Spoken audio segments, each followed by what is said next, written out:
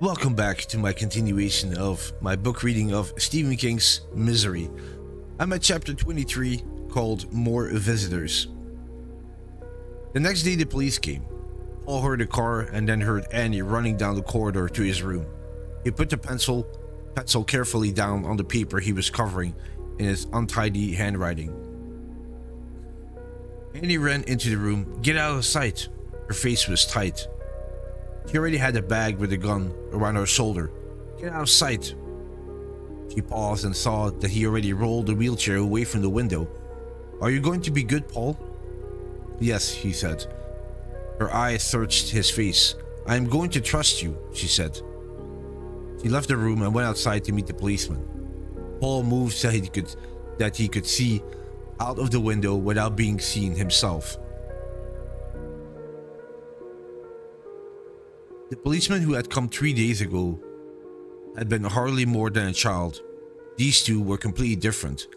One was in uniform and one was a detective. Both were old and experienced. The detective looked tired, but his eyes were watching everything. The older policeman was large and obviously extremely strong. They got out of the car and stood close to Annie while they asked her some questions which Paul could not hear. He thought about breaking the window again, but two things stopped him. First, the detective had his coat buttoned, so he would not be able to get to his gun quickly.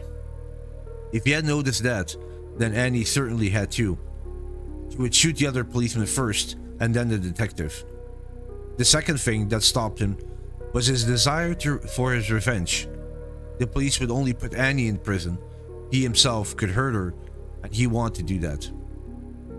The big policeman pointed towards the house, and Annie let him in through the kitchen door. Paul could now hear the conversation. The policemen were asking her about Officer Kushner, which was the young man's name, and Annie was telling them her story. She sounded very calm, but Paul thought he noticed some signs of suspicion in the policemen's voices. They left and Annie came into Paul's room. She stared at him for a full minute. "Why didn't you shout?" she asked. She couldn't understand it. In her world everyone was against her, so why hadn't he shouted?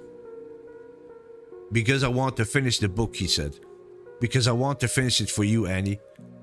She looked at him uncertainly, wanting to believe. Finally, she did believe him. It was the truth anyway.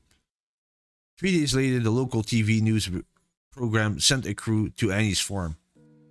Annie refused to let them on to her land and fired a shot into the air to warn them off. Afterwards, she said, "You know what they want, Paul? This is what they want." She scratched her forehead viciously with her fingernails so that the blood flowed down her face. "Annie, stop it. This is what they want to do." She hit herself on the cheek. And this. She hit her other cheek hard. "Stop it," he screamed. "It's what they want," she screamed back. She pressed her hands against the wounds on her forehead and then held her hand out to him so that he could see the blood. Then she left the room and he took up his pencil and fell through the hole in the paper again. The next day, 2 different policemen came to take a statement from her. She told them the story about Kushner and the Pepsi Cola bottle. They asked her about the scratches on her forehead. "How did you get those?" "I had a bad dream last night." "What?" "I dreamed that people remembered me after all this time and started coming out here again," Annie said. When they had gone, Annie came into his room. Her face was distant and she looked ill. "How much longer, Paul? When will you finish the book?" "Tomorrow," he said. "Next time they'll have permission to search the house," she said, and left before he could reply. It didn't take him long to get back to work. His swollen fingers were still locked tightly onto the pencil.